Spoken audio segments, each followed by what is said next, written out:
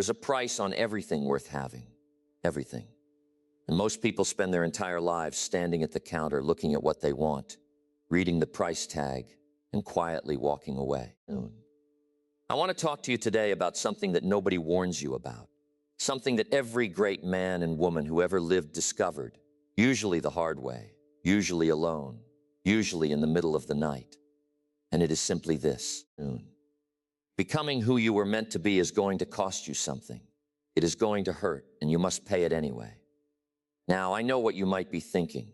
You've heard about goals. You've heard about attitude, about persistence, about believing in yourself. And all of that is true and worth your time. But what they don't always tell you, what gets left out of the comfortable version of the story, is that real growth, the kind that changes you at the level of your character, your identity, the very shape of who you are, that kind of growth arrives wrapped in difficulty. It comes to you wearing the face of discomfort, of loss, of the long and exhausting seasons when nothing seems to be working. Out of every 100 people who set out to genuinely change their lives, not just their circumstances, but themselves, perhaps 5 or 6 will see it through. Not because they were smarter, not because they were luckier, but because they were willing to keep paying the price after the enthusiasm wore off, after the novelty faded, after everyone around them had stopped asking how it was going. I remember sitting with a stack of biographies once, men and women who had built something remarkable with their lives. And I noticed something. Every single one of them had a chapter Discover More language translation service, accessing expert DIY tutorial platforms. Action they didn't particularly enjoy living through. A chapter of loss, of uncertainty, of painful transformation. Lincoln, Edison, Helen Keller. They didn't skip that chapter.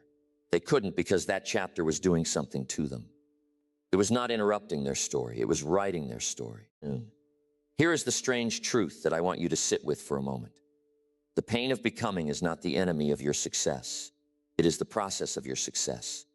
We have been taught to avoid discomfort, to optimize for ease, to find the path of least resistance. And for small things, perhaps that's reasonable. But for the things that matter, for the life you were designed to live, that approach will quietly, patiently, and completely destroy you.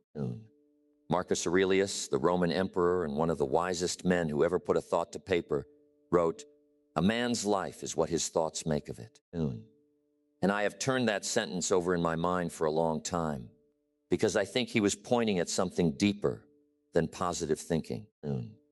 He was pointing at the fact that the man who thinks he can avoid the price of greatness is already paying a different price. The price of smallness. The price of a life lived inside the borders of what is safe and familiar and comfortable and entirely too small for him. Think about a ship leaving harbor. A magnificent ship built for the open ocean, for distance, for weather, for the kind of journey that tests everything it was made of. Now imagine that ship never leaving the harbor, tied to the dock, safe from storms, safe from the unknown, but slowly, quietly rusting. The harbor was never its destiny. The harbor was just where it was kept while it figured out where it was going. And some ships, I'm sorry to say, never leave. That is what happens to a man or a woman who refuses to pay the price of becoming. They remain in harbor, maintained, comfortable, and rusting in a way that doesn't make noise, doesn't draw attention, but is happening nonetheless day by day, year by year. Now, let me tell you something about the price, because I think there is a misunderstanding here that holds people back. When I say growth will cost you, I don't necessarily mean money, though sometimes it does. I mean something more personal than that. Growth costs you the version of yourself you've grown comfortable being. It costs you the image you've built of who you are. It costs you the opinions of people who preferred the old you, because the old you never made them feel like they should be changing too. That last one is worth pausing on. Think about it for a moment.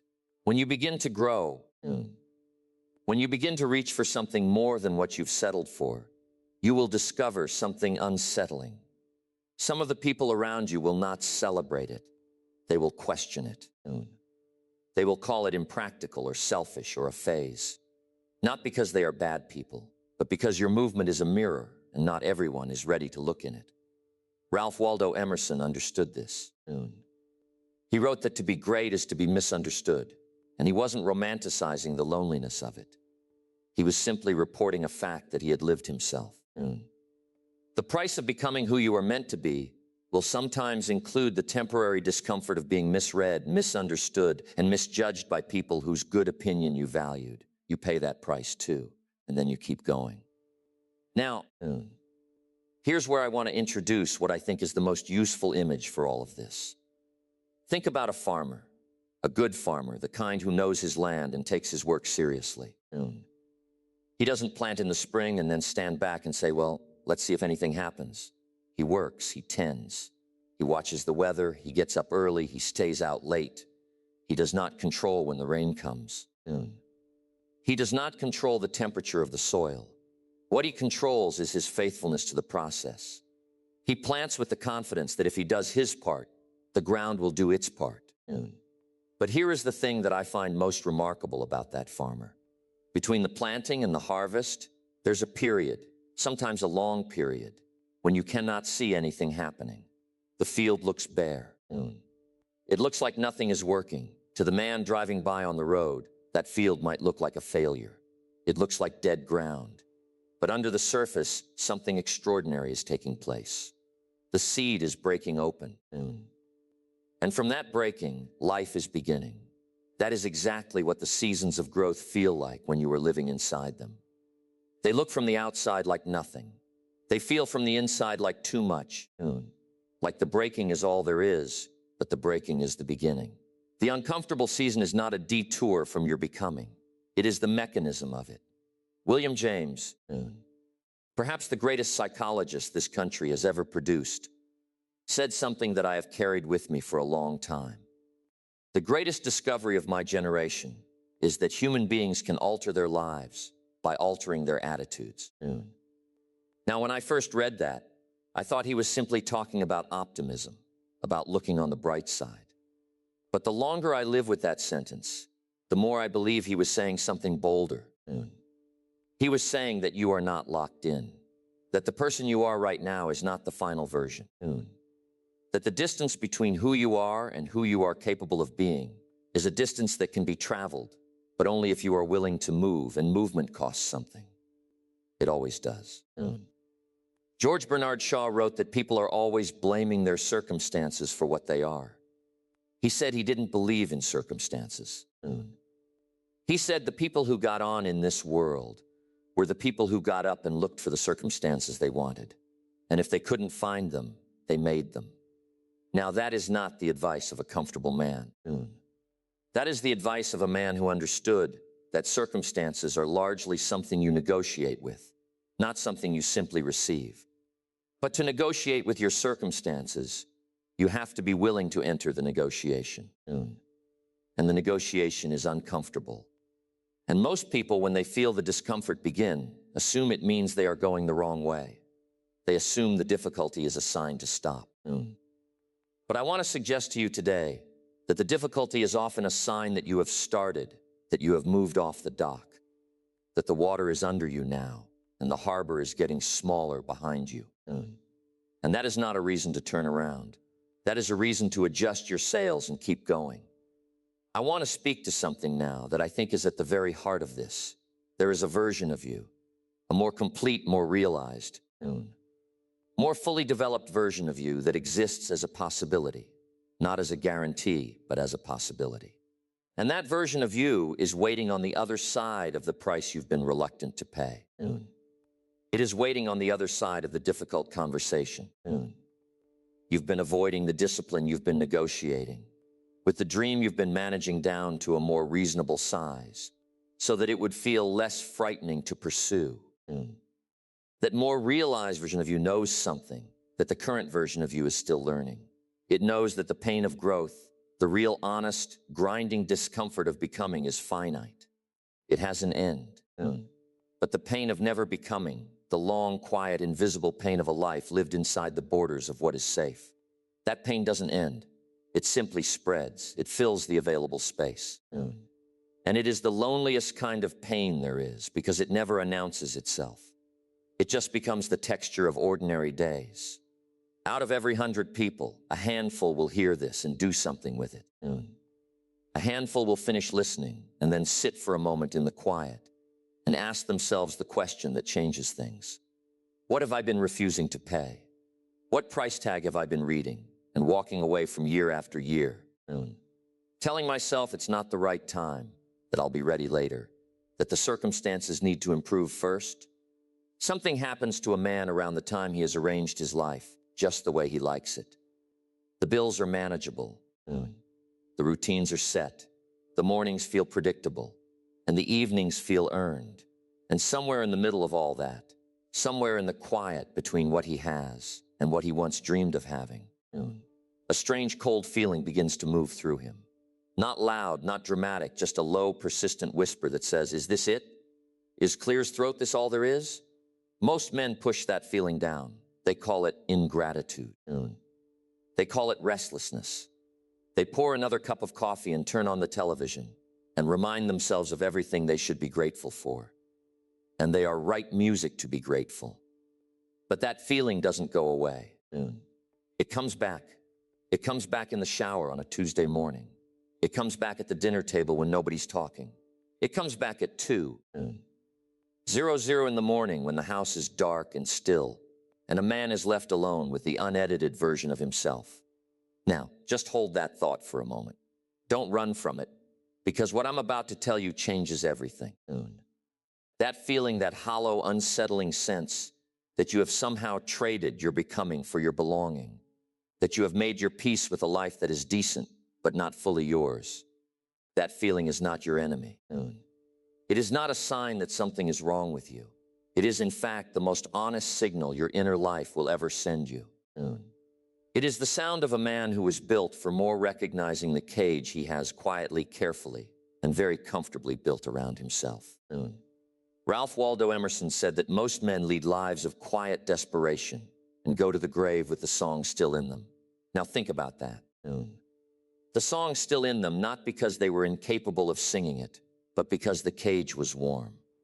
Because the familiar, however small, is always more comfortable than the unknown, however magnificent. Here is what I want you to understand. The comfortable life and the complete life are not the same thing. Comfort is a wonderful servant and a very poor destination. The man who organizes his entire existence around the avoidance of discomfort does not find peace. He finds a smaller and smaller room. And one day he looks up and realizes he cannot remember the last time he surprised himself. That hollow feeling you've been quietly carrying, that is not emptiness, that is potential. Knocking on the door from the inside, and the door was never locked. It was only heavy. And the only thing that has ever been required of you is the willingness to push. You were not built for the cage, no matter how comfortable it has become. Let me ask you something, and I want you to answer it honestly. Not to me, but to yourself. Have you ever wanted something deeply, genuinely, with everything you had, and then somewhere between the wanting and the doing simply stopped? Not because the dream disappeared. Not because you decided it wasn't worth having, but because when you got close enough to see what it was actually going to cost you, something inside you went very quiet, turned around, and walked back to where it was safe. Most people have, most people do, and most people never quite say that out loud, not even to themselves. There is a particular kind of ache that lives in a person who has looked at the price of their own potential and decided without ever fully admitting it that they cannot afford it. It sits behind the eyes. It shows up as cynicism about other people's success. It disguises itself as wisdom, as practicality, as maturity, as knowing how the world really works. But underneath all of that reasonable-sounding language is a man or a woman who saw the ticket, felt the size of it, and handed it back. Now, stay with me here, because what I'm about to say matters more than almost anything else I could tell you. The price is real. I am not going to stand here and tell you that the cost of a meaningful life is small or painless, or something you can settle in installments without noticing. It is not. The price of becoming who you were built to be will cost you time, years sometimes. It will cost you comfort, the predictable rhythm of a life that asks nothing difficult of you. It will cost you the approval of people who would rather you stayed where they could understand you. And it will cost you the luxury of waiting until you feel ready. Because that moment, I can tell you from long experience, has a way of never quite arriving. But here is the thing that changes everything. The thing that most people never stop long enough to see. The price of not becoming is higher. It is always higher. It simply builds you differently. It doesn't send one large invoice. It sends 1,000 small ones. A little less aliveness here, a little more resignation there. A dream quietly downgraded to a passing thought. A talent quietly retired without ceremony. William James wrote that the human being is the only creature who can choose to become more than he currently is. Think about that, the only creature. That is not a burden. That is the most extraordinary privilege ever given to a living thing. The ticket was always there. It had your name on it. The only question worth asking now is whether you are willing to reach for it. There comes a point in a man's effort, in his genuine, honest, fully committed effort, when the ground beneath him goes completely silent. He has done everything right. He has made the decision, paid the price, shown up when it was inconvenient, kept going when it was unrewarding. And yet nothing, no sign, no signal, no visible evidence that any of it is working. Just the long, flat, featureless silence of a life that appears from the outside and sometimes from the inside too, to be standing perfectly still. And in that silence, something begins to whisper, not loudly, but persistently. It says, maybe you were wrong about yourself. Maybe the people who doubted you were seeing something you couldn't. Maybe this season has gone on too long. And the reasonable thing, the honest thing, is to admit that it simply isn't going to happen. That whisper has ended more promising lives than failure ever has. Not because it is true, but because it arrives at exactly the right moment to sound true. It arrives when a man is tired, when his certainty is worn thin, when the gap between where he is and where he believed he would be by now feels less like a distance and more like a verdict. Now hold on. Just hold on for one moment longer, because what I want to tell you about that silence, about that long, dark, apparently fruitless season is something that a good farmer has known since the beginning of time, and something that most of us have forgotten in our hurry to see results. When a farmer plants a seed, he does not dig it up 3 weeks later to see if it is working. He does not stand over the field demanding evidence. He waters it. He tends the soil. He trusts the process he cannot see because he understands something fundamental about the nature of living things. The most important work happens underground in the dark, in the breaking open of the seed, before the first green shoot ever reaches the light. Marcus Aurelius wrote that nothing in nature grows without resistance. The tree that stands in the open field, battered by every wind since its beginning, develops a root system that the sheltered tree never needs and never builds. The resistance was not the obstacle to its strength. The resistance was the source of it. That silent season you have been enduring, that long stretch where nothing appears to be moving, that is not the absence of progress. That is the deepest kind of progress. That is the root system going down before the growth goes up. That is the seed doing the one thing it must do before it can become anything at all. You are not stalled. You are not forgotten. You are not wrong about yourself. You are simply in the season that comes before everything, and it always breaks open. It always does. I want you to think about something that most people spend a lifetime carefully avoiding. Not because it is complicated, not because the answer is hard to find, but because the question itself, when you allow it to land fully, when you stop deflecting it with busyness and routine and the comfortable noise of an ordinary day, is perhaps the most unsettling question a human being can sit with. Here it is simply and plainly. Is the person you are today the person you were capable of becoming? Not the person circumstances made you. Not the person other people's expectations shaped you into. Not the version of you that learned somewhere along the way to want less so that disappointment would hurt less. But the real one, the original one, the one that existed as a possibility the day you were born, fully formed in potential, waiting only on your willingness to grow into it. Most people, if they are honest, cannot answer that question quickly. They circle it. They qualify it. They say, well, I've done pretty well, all things considered. And that phrase, all things considered, is one of the saddest phrases in the English language. Because what it usually means is given how much of myself I traded away, given how many times I chose the smaller option, given how faithfully I talked myself out of the larger life. Yes, all things considered, I suppose I've done all right. Now, sit with that for just a moment. Don't move past it, because here is what I believe. With everything I have studied, everything I have observed, and everything I have lived, no man is ever fully at peace while living as a lesser version of himself. It is not possible. You can manage it. You can medicate it with distraction and achievement and the approval of people around you. But underneath all of that, in the quiet place where a man meets himself without an audience, there is always a knowing, a persistent, unsilencable knowing that there was more, that there is more. That the distance between who he became and who he was capable of being is a distance that still exists and still matters.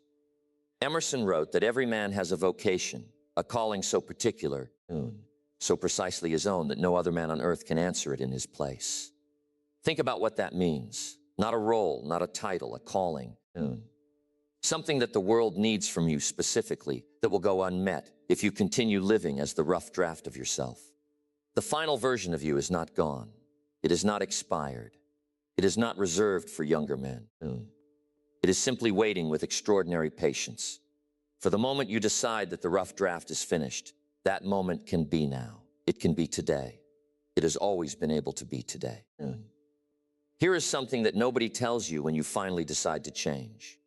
When you make the real decision, not the one you announce at the dinner table, not the one you write in a journal on New Year's morning, but the deep, quiet, bone-level decision that this time you are actually going to become the person you were built to be.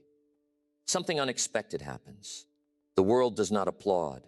The path does not clear. The people around you do not suddenly understand. Instead, almost immediately, the resistance arrives. And it arrives from every direction at once. From outside you, from inside you, from the very life you are trying to leave behind. Pulling at your sleeve like a child who does not want you to go. And a man stands there in the middle of all that resistance and thinks, perhaps this is a sign. Perhaps this much difficulty means I am going the wrong way. Perhaps the people who stayed where they were knew something I don't. That thought has buried more potential than poverty ever has. More than circumstance, more than bad luck or poor timing or any of the 1,000 external reasons a man can find if he looks hard enough. The resistance felt like a wall, but it was never a wall. Now, let me tell you what it actually was. Every great life in recorded history, every man and woman who built something worth building, who became something worth becoming, passed through exactly that corridor of resistance. Not around it, not over it, through it. Napoleon Hill spent 20 years studying the most successful men of his era and reported one finding above all others. The point at which most people quit is almost always the point that sits just one step before the breakthrough. Just one step, the wall they turned back from was not the end of the road. It was the last door. George Bernard Shaw wrote that the people who get on in this world are the people who get up and look for the circumstances they want, and when they cannot find them, they make them. That is not the advice of a man who found the road easy. That is the testimony of a man who found the road hard and walked it anyway and arrived somewhere worth arriving. The resistance is not a punishment. It is a confirmation. It means you have left the harbor. It means the water is real and the journey has begun, and everything you were made for is now finally in motion. You do not need the resistance to stop. You do not need the difficulty to become manageable. You do not need certainty clears throat or comfort or the approval of anyone who has not made the journey themselves. You only need to keep moving the price. All of it without negotiation. Because on the other side of what it cost you is everything you were always meant to be. I'm telling you today as plainly as I know how to say it. The circumstances are rarely going to arrange themselves in your favor. First, the readiness comes from the doing. The confidence comes from the attempting. The becoming comes from the willingness to enter the discomfort before you feel prepared to handle it. There is a passage I keep coming back to in the writings of Marcus Aurelius. He reminds himself, not his subjects, himself, that he should never be unwilling to do the thing his nature and his design demand of him, that the refusal of one's own nature is its own kind of suffering. And I believe he was right. I believe that when a person consistently refuses to become who they are capable of being, they do not escape pain. They simply trade one kind of pain for another, and they get the worst of the two. So here is what I want to leave with you today. Here is the challenge, and it is a simple one, though it is not an easy one. I want you in the next 24 hours to identify one thing, just one, that you have been walking away from because the price looked too high. One area of your life where the better version of you is waiting. And the only thing standing between you and that version is a cost you haven't yet been willing to pay. A habit you need to build, a conversation you need to have, a decision you've been postponing, a direction you've been afraid to move in because you couldn't see where it would end. Write it down, just that one thing. And then ask yourself this question. If I knew that paying this price would guarantee my becoming, if I knew that on the other side of this difficulty was the life I was designed to live, would I pay it? I think you know the answer. The ship was not built for the harbor. You were not built for the life that stays small and comfortable and safe. You were built for something that requires more of you. And the becoming of that something will cost you. It will cost you certainty. It will cost you comfort. It will cost you time and ease. And the approval of people who are still waiting in their own harbors paid it anyway. The only price you cannot afford is the price of becoming no one.